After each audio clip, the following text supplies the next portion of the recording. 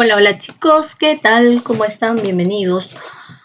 Vamos hoy a poder explicar por qué se les va a evaluar, chicos. Recuerden que esta semana es evaluación diagnóstica. Ya recién vamos a poder explicar el motivo. Ya no es que en realidad el docente se le haya ocurrido, ¿no? De ninguna manera. Pero vamos, estimados, a ver primero, la importancia que tiene como insumo para los docentes para programar y planificar temas o experiencia aprendizaje del año 2022, pero aparte de ello, se ha decidido aplicar la misma evaluación diagnóstica a tercer y cuarto, porque está en el séptimo ciclo. ¿Por qué? Porque el año pasado se ha trabajado igual, ¿no? Igual. Pues se va a evaluar las experiencias de aprendizaje, la problemática, las situaciones significativas, las técnicas que se han aplicado, cómo se aplicaba la metodología del design thinking, las 5 fases. Eso es lo que se va a evaluar. No se va a evaluar cosas complicadas. Ya, por lo tanto, tercero y cuarto lo mismo. Ahora, ¿por qué los evaluamos? Porque necesitamos información, datos, números que nos digan que los estudiantes han adquirido la capacidad que hemos querido, han desarrollado la capacidad que nosotros, la capacidad y la competencia que nosotros hemos trabajado, ¿no? Dependiendo a eso, pues este año vamos a tener que programar, dependiendo de los porcentajes, ¿ya? Bueno, acá está el nombre del docente.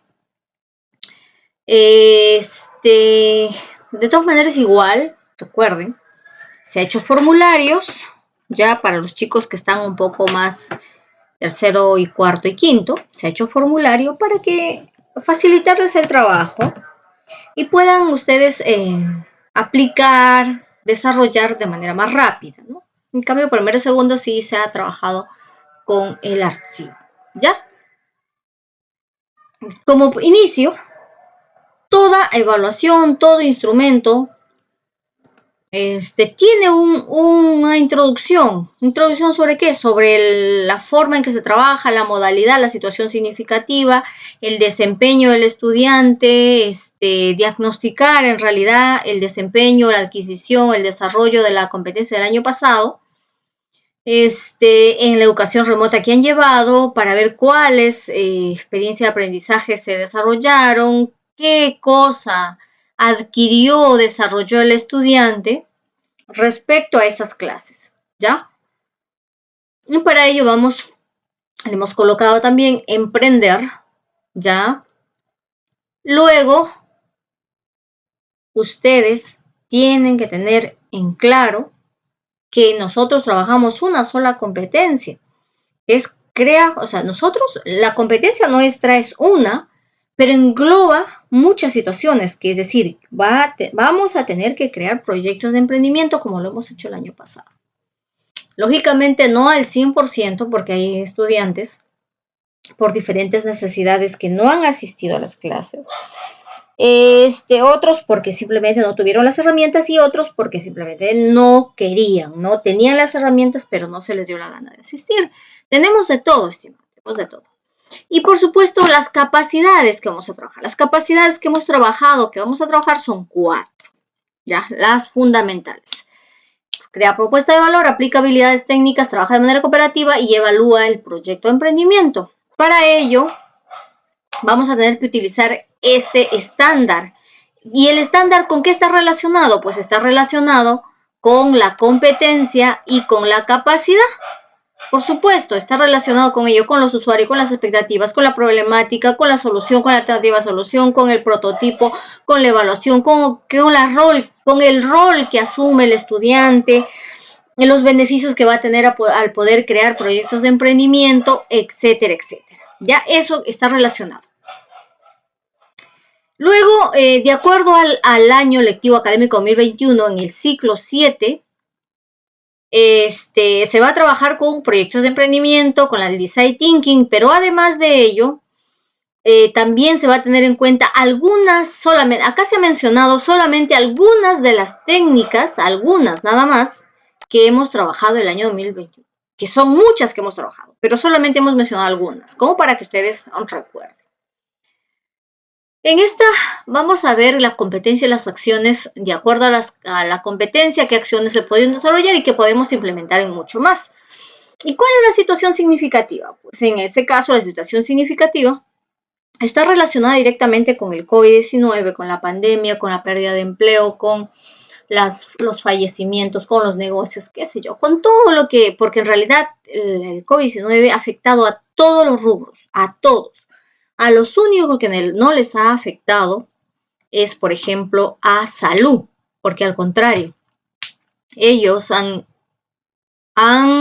ampliado sus negocios porque todo el mundo compró medicina, porque todo el mundo se enfermaba, porque entonces ellos, o sea, solamente son algunos que otros que no han tenido pérdidas, pero la mayoría sí ha tenido pérdidas. Entonces nos afectó a todos. Ante esta situación y ante lo que aprendiste el año pasado, los aprendizajes que tuviste, las clases impartidas por tus docentes, las experiencias de aprendizaje aplicadas en el año 2020 y 2021, vas a contestarme las preguntas que son sumamente sencillas, que son mayormente de carácter personal. ¿Qué aprendiste? ¿Para qué te sirvió? ¿Y cómo lo aplicaste? ¿No? ¿Qué aprendiste? ¿Para qué te sirvió? ¿Cómo lo aplicaste? ¿Ya? Bien. Ahora, de acuerdo a la competencia, el estándar, acá mira, tenemos nuevamente, define patrones, afecta a grupos de usuarios, necesidades, expectativas, busca alternativas de solución que sean viables, que se puedan implementar, aplicando técnicas, proyectando acciones es decir, el estándar, qué es lo que se quiere, qué es lo que se va a trabajar en estos proyectos de emprendimiento, la finalidad, pero acá vamos a lo más importante, la situación significativa. La situación significativa es lo más importante en tu evaluación o en tu experiencia de aprendizaje. Es lo más importante. Si tú no tienes situación significativa, ¿qué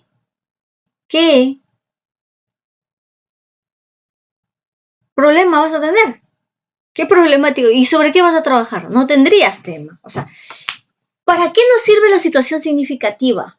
Nos sirve para ponernos en contexto. ¿En dónde? ¿En qué situación? ¿Bajo qué problemática? ¿Con qué usuarios se va a desarrollar la experiencia de aprendizaje? Entonces, por ejemplo, vamos a leer. ¿Qué dice? Con la llegada de la pandemia, el Perú vive un momento de vulnerabilidad en el mercado de trabajo. La rápida propagación de este virus obligó a paralizar la mayoría de procesos de producción de las empresas. Muchos peruanos perdieron su trabajo, ya sea por despido, cierre de empresa, suspensión perfecta, entre otros. A consecuencia de este proceso bajaron sus ingresos económicos, sus familias se verán afectadas por la canasta familiar. Sus hijos dejaron de estudiar, aumentó la pobreza y la precariedad. Esto canalizó a través de los conflictos externos e internos, situaciones relacionadas con la pérdida de empleos. Este es un efecto de la mayor crisis sanitaria, económica y laboral en el mercado peruano. Vamos, según los datos de la encuesta nacional de hogares, ENAHO, en el segundo trimestre de 2020 la población ocupada disminuyó en 6 millones de personas en relación al periodo 2019. Miren lo alarmante que es. Los mayores incrementos de la tasa de desocupación se registró entre las personas de 25 a 44 años de edad, es decir, la población productiva, ¿no? Que de él dependen directamente sus hijos, su familia, su hogar. Tanto hombres o mujeres, porque acá no vamos a discriminar ni hombres, los dos. Personas con estudios superiores no universitarios, ¿ya? Es decir, estas personas y sobre todo las que no tenían estudios superiores y no universitarios. Disminuyó la población ocupada fue en el área Donde disminuyó fue en el área urbana, en un menos 49% y en el área rural es menos 6%. Y en las actividades de construcción, un menos 67%, en la manufactura, 58%, y servicios, y en el comercio. Es decir, en todo, en todos los rubros, prácticamente en todos, a excepción, por supuesto, de salud, se disminuyó. ¿Sí? Se disminuyó, a excepción de salud y educación. Se disminuyó.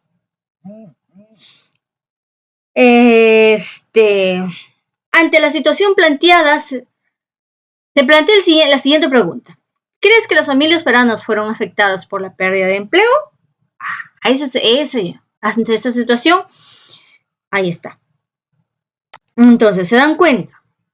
De esta situación significativa, se van a resolver todas las preguntas.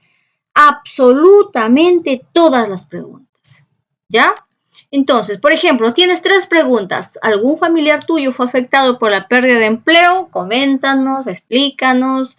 La pérdida de empleo afectó directamente la economía familiar. ¿Crees que la pandemia afectó el empleo de los peruanos? ¿Qué opinas? Es mayormente tiene que ver con la percepción tuya. 3 preguntas más sobre la misma situación significativa, el desempeño, lo que quiero yo, en este desempeño lo que yo quiero es observar las entrevistas y todo. ¿Ya? Entonces, ¿sobre qué? ¿En dónde voy a observar? Pues voy a observar en estas imágenes. ¿Ya? Voy a observar en estas imágenes. ¿Y qué logro apreciar en estas imágenes?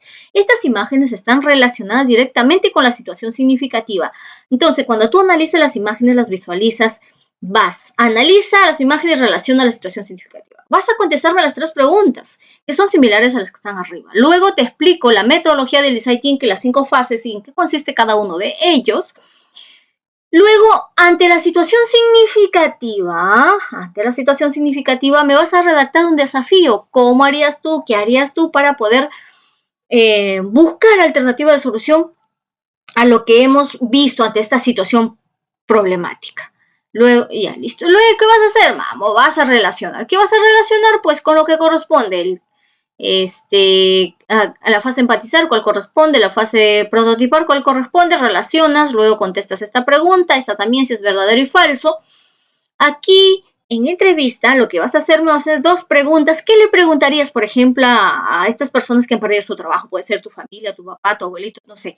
Entonces, ¿qué le preguntarías? Y una posible respuesta que te pueda dar su familia. Por ejemplo, acá menciona técnicas que podemos ver, te dice, marca con un aspa las que no corresponden. ¿A qué? A la fase definir y descubrir el problema. ¿Cuál de estas no corresponde a ello? Marcas. ¿Cuál es el problema que se descubre en base a la información que se ha dado a los usuarios en la situación significativa? ¿Cuál es el problema en realidad? ¿Cuál es el problema? Según la situación significativa, ¿cuál es el problema de esta que se tiene que trabajar? Luego se va a aplicar la técnica de los 5 por qué. Pérdida de empleo de los peruanos respuesta, ¿crees que las familias peruanas fueron afectadas por la pérdida de empleo? Sí, sí fueron afectados. Luego te repreguntas.